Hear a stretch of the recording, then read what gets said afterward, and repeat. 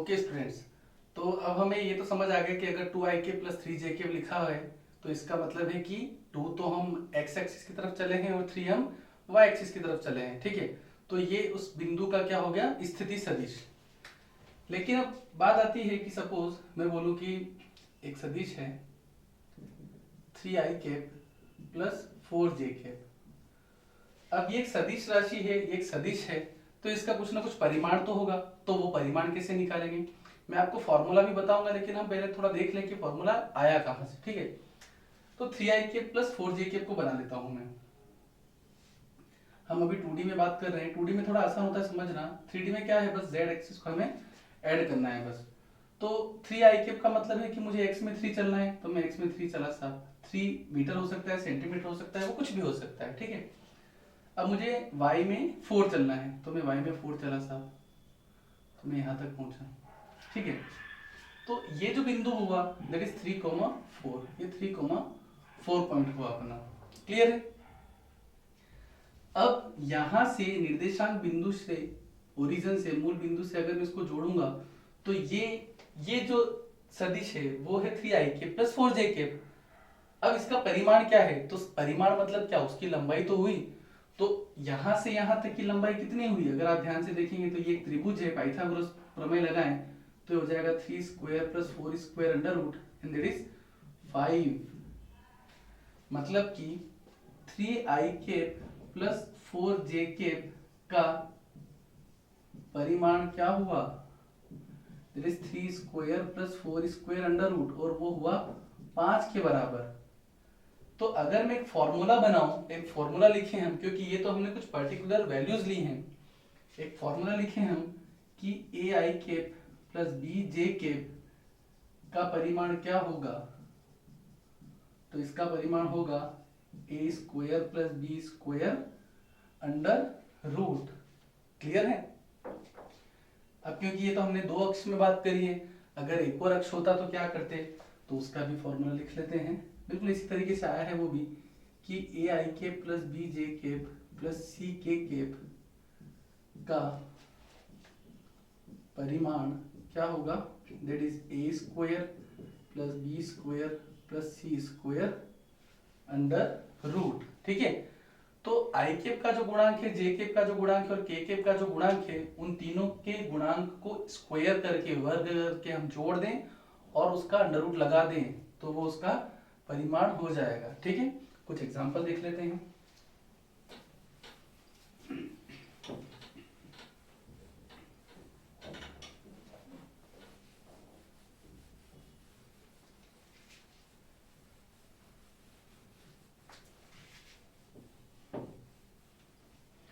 तो कुछ एग्जांपल्स लेते हैं, जैसे कि 4i cap plus 3j cap plus 12k cap, इसका परिमाण क्या होगा, का परिमाण, परिमाण मतलब उसका वैल्यू, उसकी लंबाई क्या होगा। तो फॉर्मूला हमारे पास में है कि आई केप का जो गुणांक है उसका वर्ग करें, जे केप का जो गुणांक है उसका वर्ग करें, के केप का जो गुणांक है उसका वर्ग करें और तीनों को जोड़ के उसका अंडर रूट लगा दे, तो ये हो जाएगा 16 और 9 25 एंड देन 140 दैट इज 169, और ये हो जाएगा 13 के बराबर। तो 4ik plus 3jk plus 12k का परिमाण कितना हुआ, 13। एक और एग्जांपल लेते हैं, आपसे बोला जाए कि 8i cap minus 6k cap, इस बार जे नहीं लेते हैं, इस बार के ले लेते हैं। ये जो सदिश है वो कौन से तल में हुआ, वो हुआ x और z तल में, y इसमें नहीं है। ठीक है, इसका परिमाण क्या होगा, i केप का गुणांक 8 उसका वर्ग। अब सर यहाँ पर माइनस लगाए तो क्या बीच में माइनस आएगा, नहीं, फॉर्मूले में हमेशा प्लस ही आएगा, तो यहाँ पर प्लस। अब k केप का जो गुणांक है वो 6 नहीं है, वो -6 है, तो हम -6 लिख देते हैं, उसका तो वर्ग ही करना है अल्टीमेटली। तो -6 का जब वर्ग करूंगा that is 36, so that is 64 plus 36 root over, so that is 100, और 100 का जो रूट हो जाएगा दैट इज 10। ठीक है, तो -6 का स्क्वायर करें, या अगर हम डायरेक्टली करना चाहते हैं, स्पीड रखना चाहते हैं, तो माइनस लगाने की जरूरत है नहीं, डायरेक्टली 8 स्क्वायर प्लस 6 स्क्वायर करें और आंसर तो अपना सेम ही आएगा, क्योंकि वो जो माइनस का स्क्वायर बनेगा वो अल्टीमेटली बनना तो क्या है, प्लस ही होना है। ठीक है, तो ये हो गया आपका परिमाण। कुछ और चर्चाएं करते हैं। सपोज करिए कि निर्देशांक बिंदु मूल बिंदु से न जोड़ते हुए और किसी और पोजीशन से आपसे पूछा है कि सदिश क्या है। मैं क्या कह रहा हूं, आपको एग्जांपल से समझाता हूं। सपोज करिए कि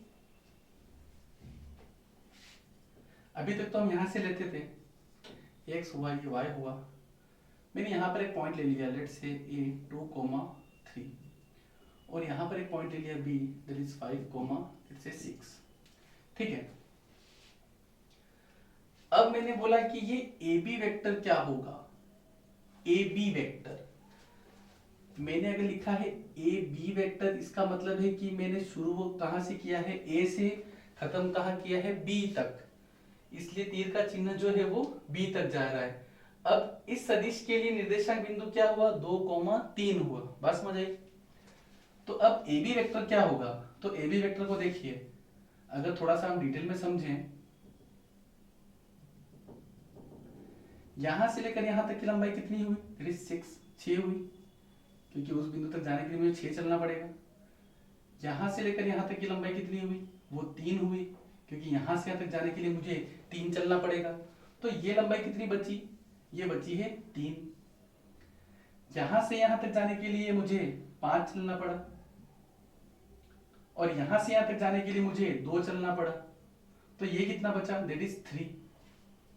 बात समझ आ रही है। तो यहां से यहां तक की लंबाई कितनी हो गई, ये हो गई 3, और वो भी हो गई 3। तो ये लंबाई कितनी आ गई, अगर हम पाइथागोरस थ्योरम देखें तो ये आ गई 3√2, 3 स्क्वायर प्लस 3 स्क्वायर, 9 और 9 18, अंडर रूट लगाएंगे तो 3√2 आ गया। तो ये तो इसका परिमाण आ गया। लेकिन ए बी को लिखेंगे कैसे, तो अगर आप ध्यान से देखें तो ए बी वेक्टर सिंपल ऐसे लिखा हुआ है कि ए से बी तक चलने के लिए मुझे एक्स में चलना पड़ा 3 और वाई में मुझे चलना पड़ा 3। तो ये ए बी वेक्टर ऐसे लिखा गया है। अगर निर्देशांक बिंदु मूल बिंदु के अलावा कोई और बिंदु हो तो हम ऐसे लिखते हैं। तो इसका एक जनरल सा फॉर्मूला डिराइव कर लेते हैं, फॉर्मूला बना लेते हैं कि सपोज करिए P एक पॉइंट है जिसके निर्देशांक है x1, y1, z1, और Q एक पॉइंट है उसके निर्देशांक है x2, y2, z2, और आपसे बोला जाए कि PQ वेक्टर क्या होगा। PQ मतलब शुरू तो P से करना है, Q की तरफ जाना है, तो वो होगा x2 - x1 i cap, y2 - y1 j cap, z2 - z1 k cap. तो ये तो हुआ PQ वेक्टर। अब मान लो किसी ने पूछ लिया QP वेक्टर क्या होगा, तो QP वेक्टर क्या है, उल्टा कर देना है, x1 - x2 i cap, y1 - y2 j cap, z1 - z2 k cap. बात समझ आई है।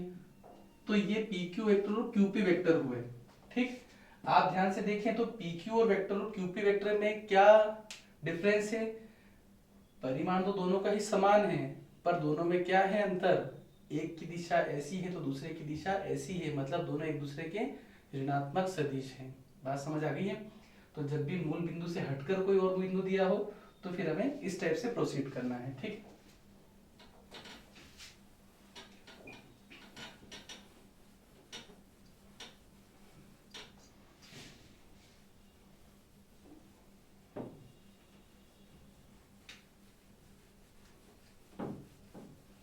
इसके भी एक दो एग्जांपल ले लेते हैं। सपोज करिए कि एक पॉइंट है आपके पास में P, लेट से 1, 0, 2, एक और पॉइंट है Q दैट इज 0, 1, 2। ओके, आपसे बोला है कि PQ वेक्टर का परिमाण, बोला नहीं है, सिंबल लिखा है, सिंबल से हम समझ जाएंगे कि PQ वेक्टर लिखा है और उसका परिमाण लिखा हुआ है। तो PQ वेक्टर क्या होगा, फॉर्मूले से जो बाद में है उसमें से पहले वाले को माइनस करेंगे। तो बाद में है x2 मतलब 0 माइनस x1 मतलब 1 और लगाएंगे i कैप। बाद में है 1, पहले है 0 माइनस 0, ये है j कैप। बाद में है 2, पहले है 2 के केप, तो ये हो गया माइनस आई केप प्लस जे केप, और के केप तो है ही नहीं, तो ये हुआ आपका पी क्यू वेक्टर, परिमाण नहीं। अब इसका परिमाण हम जानते हैं कि कैसे बनाना है। आई केप का जो गुणांक है वो -1 है, तो -1 का वर्ग, जे केप का जो गुणांक है वो 1 है, तो 1 का वर्ग। कुछ नहीं जुड़ा है मतलब 1 जुड़ा है, ऐसा नहीं कि कुछ नहीं जुड़ा मतलब 0 जुड़ा है, ठीक है। जनरल बच्चा एक जनरली गलती करता है जब पहली बार पढ़ता है, अच्छा कुछ नहीं है मतलब 0 है, अरे कुछ नहीं है मतलब 1 है ना, इसके साथ 1 जुड़ा है, ठीक है। यहां कुछ नहीं जुड़ा है मतलब यहां 0 है, ठीक है। तो ये हो जाएगा 1 + 1 अंडर रूट दैट इज √2, तो इसका पी क्यू का परिमाण कितना हुआ, √2 के बराबर। तो ये तो हुआ अपना स्थिति सदिश और उसके परिमाण के बारे में, ठीक है।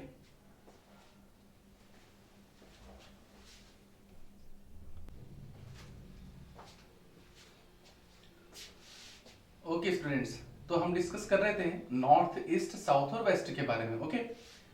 अब जैसे कि क्वेश्चन में कभी कभी पूछा जाता है दैट, जैसे सपोज करिए कि आपसे बोला कि ये तो ईस्ट हो गया अपना, दैट इज वेस्ट, ये हो गया नॉर्थ और ये हो गया आपका साउथ, ठीक है। क्वेश्चन में बोला है कि मेरा वेग, वेग एक सदिश राशि है, ओके।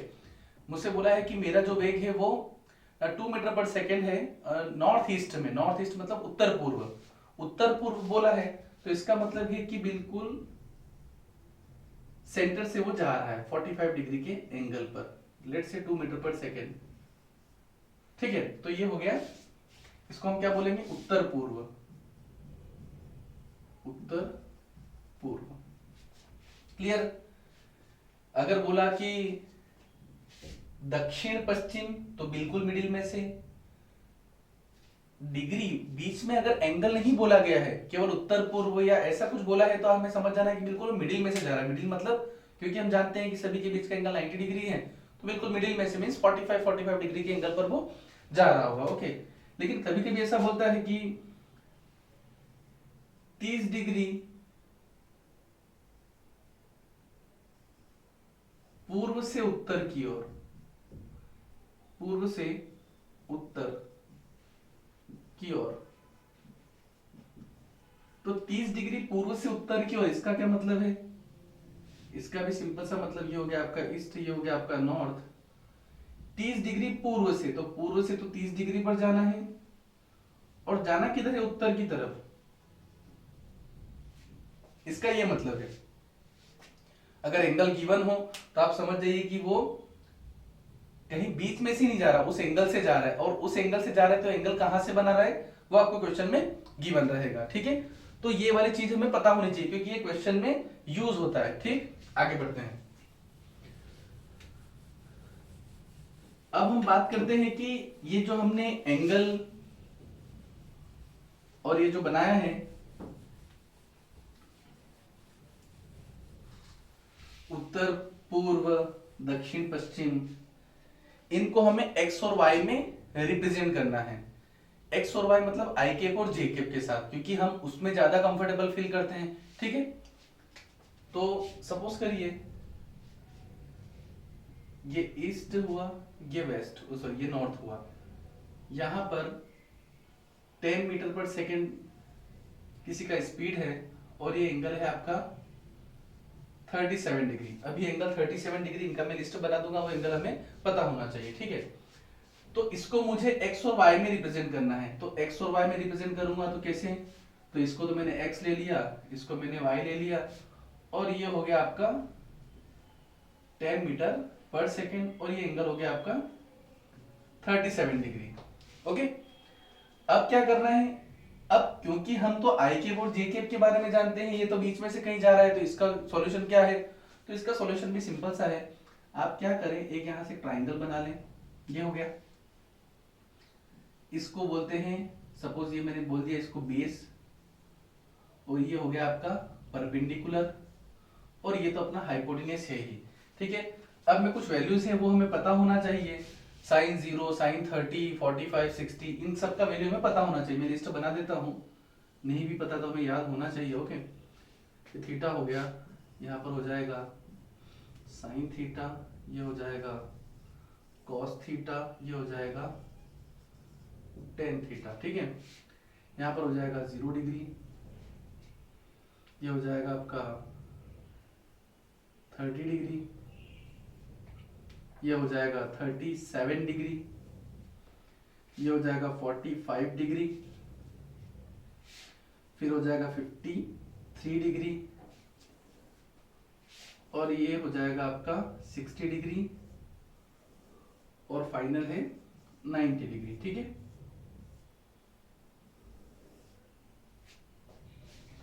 जीरो, 30, 45, 60 और 90 से तो हम परिचित हैं ही।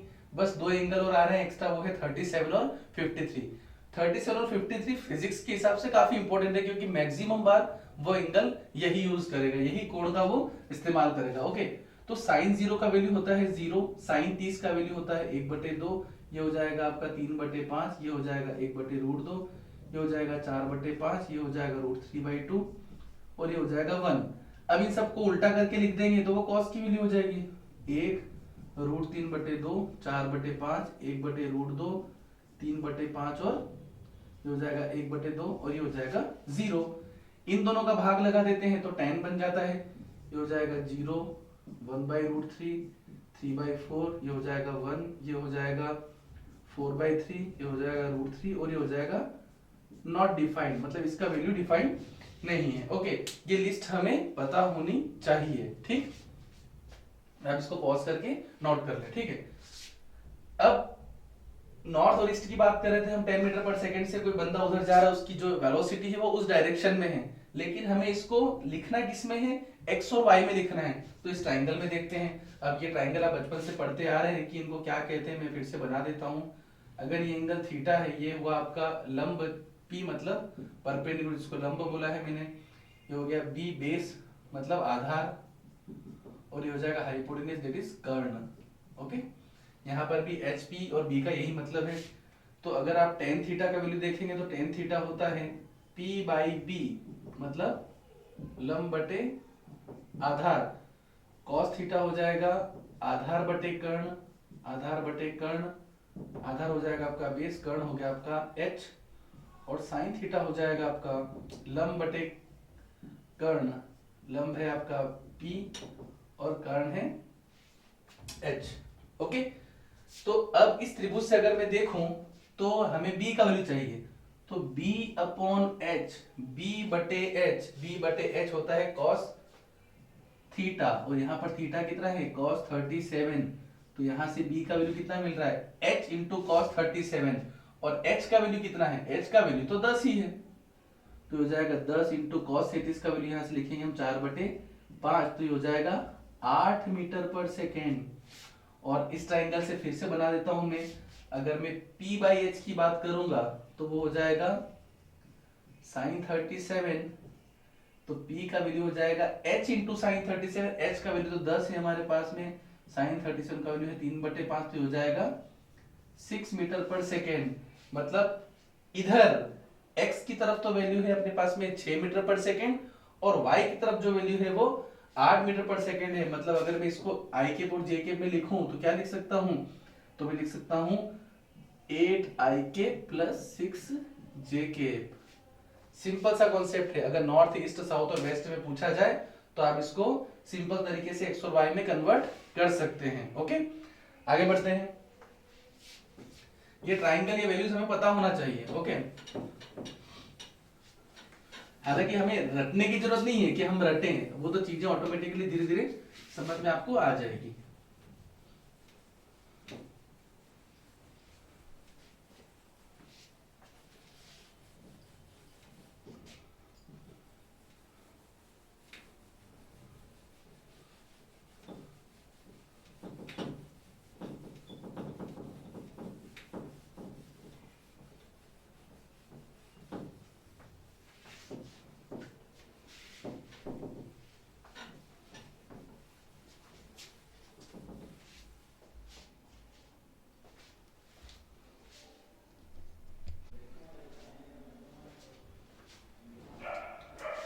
तो बच्चों अब हम देखते हैं कि सदिश के घटक किससे करते हैं। ओके, अभी जैसे हमने सीखा कि त्रिभुज में लंब बटे आधार इसका यूज करें और घटक निकालें।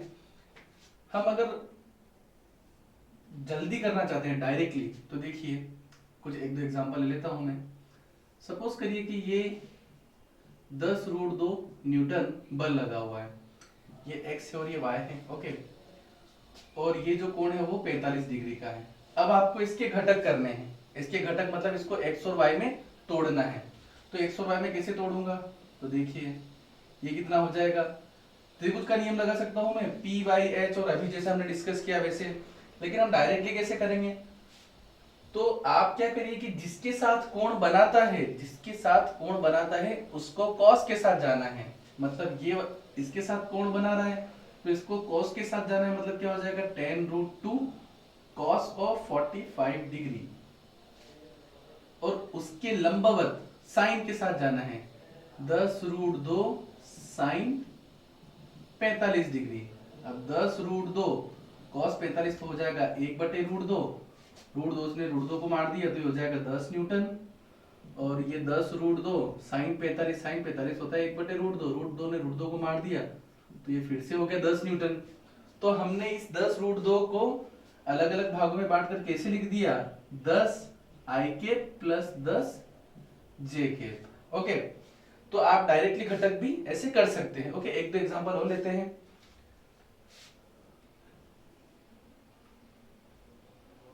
सपोज करिए ये आपका 20 न्यूटन है, ये एंगल है 53 डिग्री, ओके। अब इसके घटक करने, ये सभी x और y है ना, ये x हो गया ये y हो गया। अब इस 20 न्यूटन के अगर घटक करूंगा तो घटक कैसे करेंगे, जिसके साथ कोण बनाता है वो cos में चला जाएगा, तो ये इधर का पोर्शन हो जाएगा 20 cos ऑफ 53 डिग्री। उसके जस्ट लंबवत कितना हो जाएगा 20 sin 53, 20 cos 53 हो गया आपका 3/5 तो ये हो जाएगा 12 न्यूटन। और sin 53 आपका होता है 4/5 तो ये हो जाएगा 8 न्यूटन, ठीक है। 16 न्यूटन, ओके। ये हो जाएगा 16 न्यूटन। तो अब इसको जब हम x और y i और j में लिखेंगे तो कैसे लिखेंगे, अब क्योंकि ये जो घटक है ये तो नेगेटिव x में है, तो नेगेटिव x मतलब -12 i केप, और y जो है वो तो पॉजिटिव में ही है मतलब 16 j केप। ये जो घटक बनाने का ये एग्जांपल्स और इसलिए हम पढ़ रहे हैं क्योंकि ये आगे आने वाले जो चैप्टर्स हैं उसमें बहुत इंपॉर्टेंट इसका यूज होगा, ओके।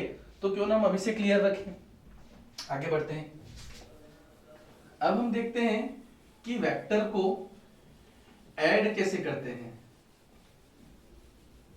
Vector addition. उसके पहले थोड़ा सा यूनिट वेक्टर को समझ लेते हैं, एक और थोड़ा सा टॉपिक छोटा सा बचा है, हम पहले उसको समझ लेते हैं। काफी सिंपल टॉपिक है वो भी, देखिए जैसे कि मैं आपसे बोलूं, जैसे कि मैंने आपसे बोला, एक एग्जांपल के थ्रू समझते हैं आपको ज्यादा फील आएगा। जैसे मैंने आपको बोला कि ये x है ये y है, मैं फॉर्मूला भी लिखवा दूंगा लेकिन फॉर्मूला समझने से पहले हम उसका थोड़ा सा एग्जांपल समझ ले, कहां से आया वो समझ ले तो थोड़ा ज्यादा अच्छे से फील आएगी, ओके। सपोज करिए कि यहां से यहां तक एक वेक्टर है a i के, इसको मैंने नाम दे दिया a vector, let's say, okay, a i के। अब a i के मैंने नाम दे दिया तो हमें ये तो बताने की जरूरत नहीं है कि इस वेक्टर का जो डायरेक्शन है, जो दिशा है वो i कैप की दिशा है, जो वो x एक्सिस की दिशा है। तो इसमें a तो क्या हुआ परिमाण और i कैप क्या हुआ दिशा, डायरेक्शन, ठीक है। तो किसी भी वेक्टर को लिखने के लिए हमें ये तो समझ आ रहा है कि परिमाण भी होना चाहिए और दिशा भी होनी चाहिए। ऐसे एक छोटा सा एग्जांपल फील लेते हैं, ये हो गया x और ये हो गया y। सपोज करिए कि ये है 10 न्यूटन, इसने एंगल बनाया हुआ है 37 डिग्री का। अब ये ना तो x में जा रहा है ना y में जा रहा है, ये तो कहीं और जा रहा है। तो क्या हम इसको उस फॉर्म में नहीं लिख सकते हैं, बिल्कुल लिख सकते हैं, लेकिन स्टैंडर्ड नहीं है ना, वो कहीं बीच में से जा रहा है। तो हमारे पास में तो स्टैंडर्ड तीन ही है, आई कैप, जे कैप और के कैप। अगर इन तीनों में से किसी डायरेक्शन में जा रहा होता तो हम डायरेक्टली मैग्नीट्यूड से मल्टीप्लाई करते, परिमाण से गुणा करते, दिशा का और आंसर आ जाता। लेकिन यहाँ पर जो गाड़ी है वो कहीं बीच में जा रही, तो फिर कैसे करेंगे? तो सबसे पहले इसको रिजॉल्व करते हैं, इसके घटक बनाते हैं। इसके घटक बनाना भी सीख लिया हमने। हो जाएगा 10 cos 37, cos 37 का वैल्यू होता है 4/5, तो ये हो जाएगा 8 न्यूटन। ये हो जाएगा sin 37, तो ये हो जाएगा 6 न्यूटन। ओके, ये घटक कैसे बनाए अभी हमने समझा है।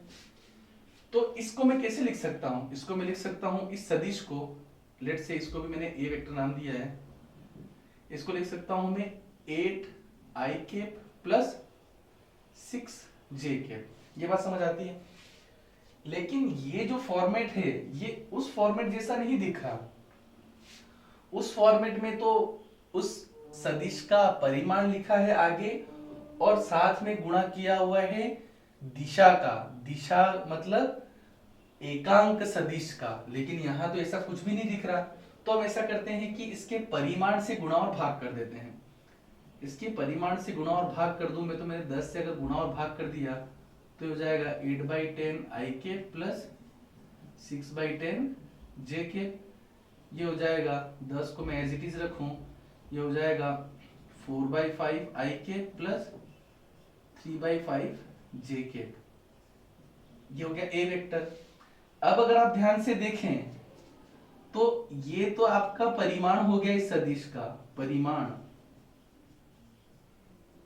और ये जो चीज लिखी है ये क्या है? ये लिखा है एकांक सदिश। एकांक सदिश किस दिशा में? इस दिशा में। सर एकांक सदिश क्यों? एकांक सदिश का मतलब हम जानते हैं ना, एकांक सदिश वो सदिश होता है जिसका परिमाण 1 हो, जिसका मैग्नीट्यूड 1 हो। इसका परिमाण निकालो जरा। मैंने परिमाण निकालना सिखाया था ना आपको कि आई कैप का जो गुणांक होता है उसका वर्ग करे प्लस जे कैप का जो गुणांक है उसका वर्ग करे, दोनों को जोड़ के अंडर रूट लगा दे। तो 4/5 स्क्वायर कितना हो जाएगा? 16/25 प्लस 3/5 स्क्वायर कितना हो जाएगा? 9/25। दोनों को अगर हम जोड़ेंगे तो आएगा 25/25, जो कि 1 हो जाएगा। हाँ साहब मजा आ गया, मतलब इस फॉर्मेट में कन्वर्ट हो गया। ओके, तो यहां से एक पिक्चर समझ में आती है कि कोई भी सदिश को हम ऐसे लिख सकते हैं। कैसे? कोई भी सदिश को ए वेक्टर को लिखा जा सकता है उस सदिश का परिमाण गुणित उस सदिश की दिशा में एकांक सदिश। तो ए वेक्टर बराबर ए का परिमाण गुणित उस ए की दिशा में एकांक सदिश। बात समझ आइए? ओके, तो यहां से अगर मैं एकांक सदिश निकालूंगा तो क्या आएगा? एकांक सदिश आएगा ए वेक्टर बटे उस वेक्टर का परिमाण। अगर आपसे किसी भी सदिश का एकांक सदिश पूछा जाए तो आपको कुछ नहीं करना है, उस सदिश में भाग लगा देना है उसके खुद के परिमाण का। ठीक है, जैसे कि फॉर्मूला लिख लेते हैं कि अगर ए वेक्टर है आपके पास में, लेट से ai प्लस बी जे के प्लस सी के, अगर आपके पास में ए सदिश ऐसा दिया हुआ है, आपसे पूछा किसका? इसके अनुदिश एकांक सदिश क्या होगा? तो इसके अनुदिश एकांक सदिश होगा ये सदिश बटे इसका परिमाण। तो ये सदिश हो गया आपका ai प्लस बी जे के प्लस सी के, और उसके परिमाण से अगर मैं भाग लगा दूं तो उसका परिमाण कितना हो जाएगा? परिमाण तो निकालना हम जानते ही हैं, आई कैप के गुणांक का वर्ग करेंगे, जे कैप के गुणांक का वर्ग करेंगे और के कैप के गुणांक का वर्ग करेंगे और अंडर रूट लगा देंगे। ओके, तो ये हो जाएगा आपका एकांक सदिश। ठीक है, फॉर्मूला याद रखिए, एक दो एग्जांपल हम इसके देख लेते हैं। ठीक है,